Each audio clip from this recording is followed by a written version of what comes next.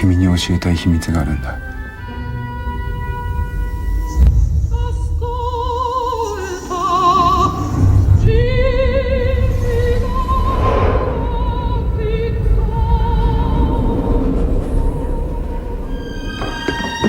如果嗰晚冇撞到佢，我就唔會見翻呢個號碼，之後亦都唔會有2046呢個故仔。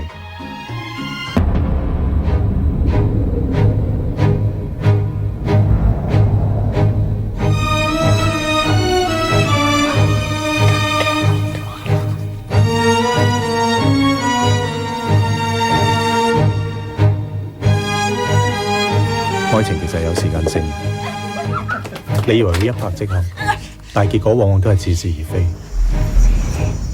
我開始幻想自己係一個日本人，愛上咗一個遲鈍咗嘅機械人。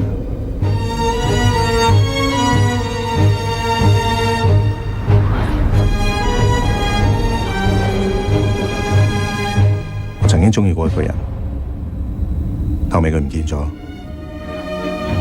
我去2046，因為我以為佢會喺嗰度等我，但我始終冇揾到佢。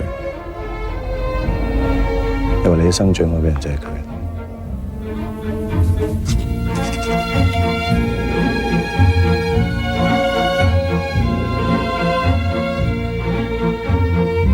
你很喜歡他是吧？